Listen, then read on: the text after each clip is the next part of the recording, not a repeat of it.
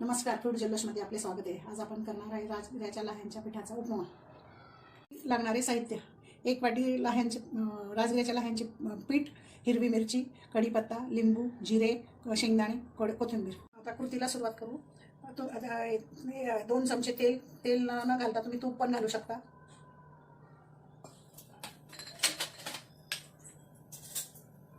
अर्धा चमचे जिरे, छोटी वाटी 1 शेंगदाणे,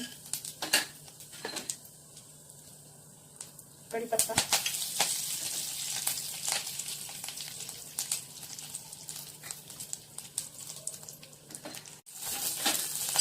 हे छान आपण परतवून घेऊया।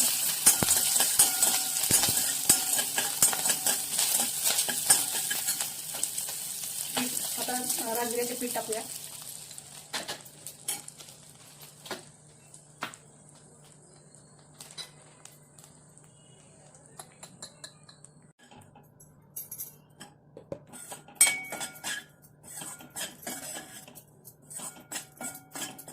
पीठ छान असे लालसर भाजून घेऊया।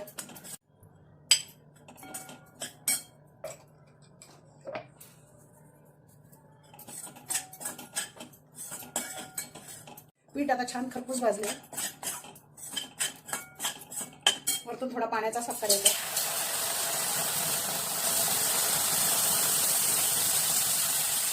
जेणेकरून पिठाला छान वाफ येते।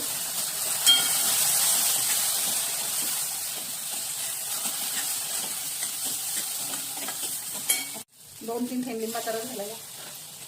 थोडी साखर घालूया।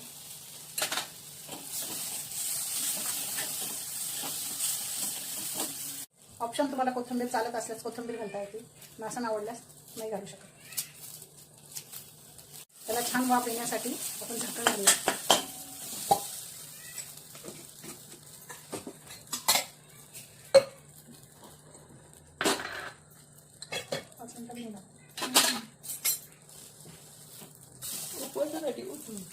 खाऊ कंटाळा येतो ना, त्याला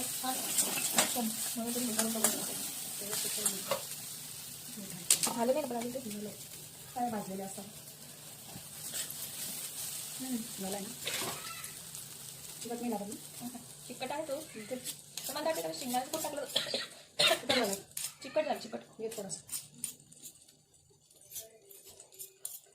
मका सगळे संपवून नाही आहे थोडी तुला हे करायला काय पास्ता संपलं वाटतं ना। हे नाही टाकायचं ना। जर जास्त चिकट वाटत असेल तर कुठं घालत मला 1 मिनिट। तो असा छान असा चिकट होऊ नये म्हणून थोडासा जाड शेंगदाण्याचा कूट घालूया।